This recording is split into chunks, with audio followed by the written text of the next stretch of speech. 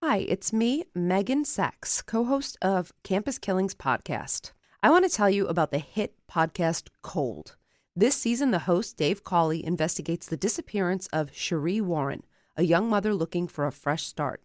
Recently divorced, she had moved back in with her family, found a great new job, and even a new boyfriend. Her life was turning around, and she was happy for the first time in a long time. But on a mild October evening after work, Sheree said goodbye to her coworkers, left the office, and was never heard from again. All eyes quickly turned to her ex-husband. He had a history of violence and had previously lured another woman into the woods and beat her with a tire iron. But there was also another man that piqued the interest of investigators. Sheree's new boyfriend, a former reserve police officer who also had a dark history of sexual violence. The two men closest to Sheree swore they loved her and promised to protect her. But did one of them murder her? I'm about to play a clip from Cold, The Search for Sheree. While you're listening, follow Cold wherever you get your podcasts. Hey, Prime members, you can binge all 10 episodes ad-free on Amazon Music. Download the Amazon Music app today.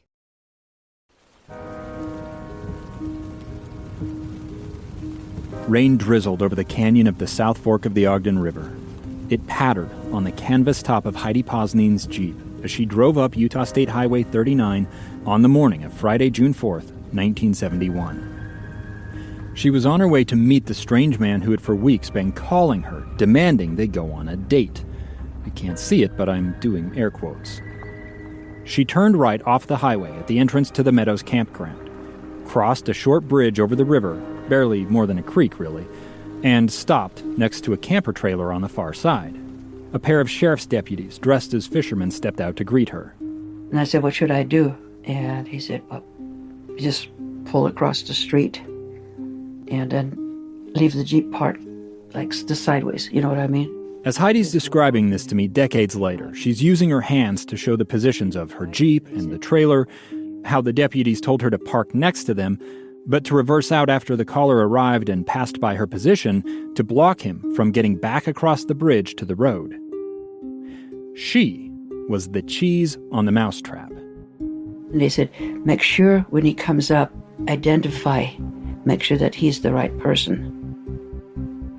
2 miles down the canyon, back in the direction of Huntsville, her husband, John Posnan, waited at another campground called Magpie. The sheriff was with him, along with the deputy, Halver Bailey. They all watched the highway as the clock ticked toward the time for Heidi's date to arrive. A little after 10 a.m., a red and white half-ton pickup truck passed Magpie going up the canyon toward Meadows. John Posnan saw a logo printed on the truck's door. And the dummy, he was driving his dad's business truck. It said Hartman Plumbing. And when they drove past Magpie, John said, he immediately knew who it was. Hartman Plumbing and Heating belonged to a man named Bill Hartman. John knew Bill. They had golfed together at the Ogden Golf and Country Club. Bill was also a fellow member of the Weber Club. The caller had told Heidi he had seen her at the Weber Club.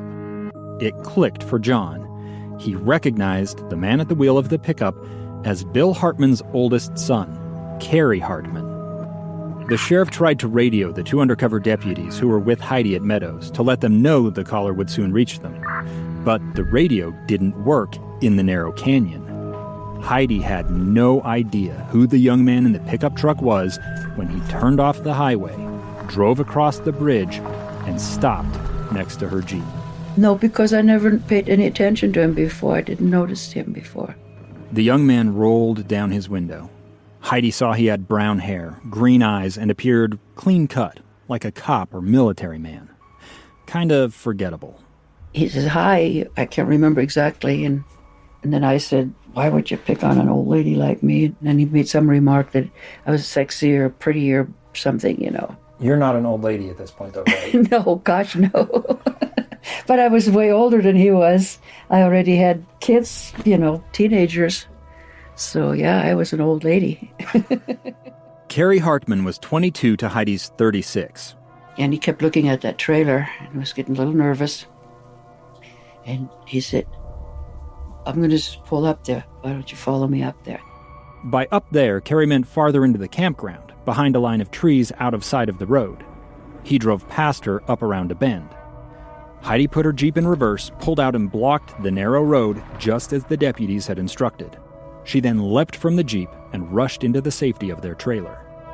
The deputies told her to stay put, then went to stand next to the Jeep. Heidi poured herself a cup of coffee with shaking hands. She listened for the sound of the pickup. It returned after a few minutes.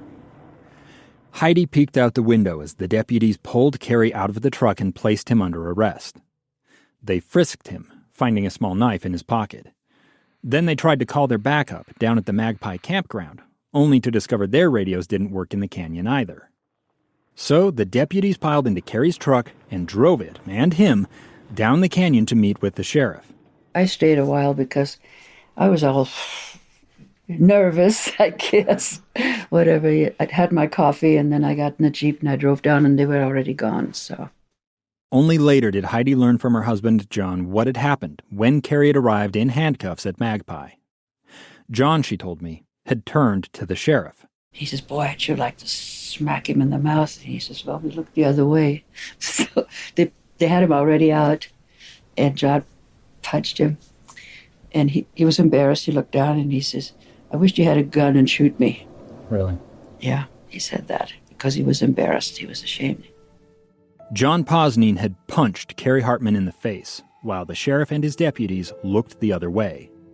Needless to say, this wasn't legal. The deputies had then taken Carey to the Weber County Jail in Ogden, where they had booked him on suspicion of making threatening phone calls.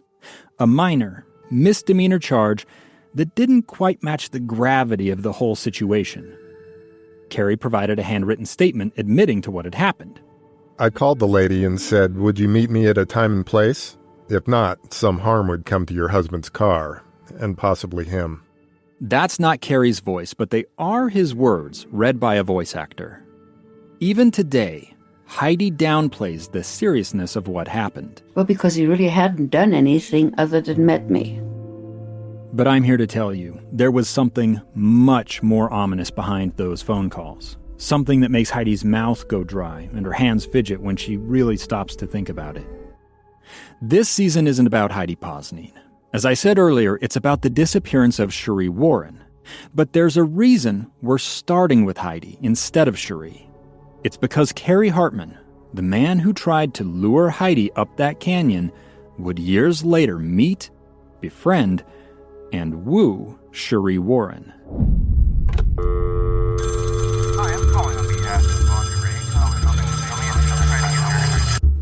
Our story begins with a phone call. Voice on the phone said I was sexy. He had made literally thousands of those types of calls. He follows the women, gets to know them, and then hits them. Then, no reporting a body that I found. Everything There are a lot of missing girls. escalates. She was beaten, stabbed until the knife broke, and then shot twice in the head. Sheree Warren disappeared in the fall of 1985. Her friends and family say she's not the type to just run away. She wouldn't leave her child. No one can say just what happened to Sheree. No one's faced charges for her disappearance. Not her ex-husband, Chuck Warren. Money was a big issue to Chuck. He told her, if I can't have you, nobody's going to. And not Sheree's boyfriend, Carey Hartman. I remember her saying, be careful with him. He had two dispositions, Dr. Jekyll, Mr. Hyde. He could be the nicest guy you ever wanted to meet, but he also had that sinister side. Hey, Prime members, you can binge all 10 episodes of Cold, The Search for Sheree, ad-free on Amazon Music. Download the Amazon Music app today.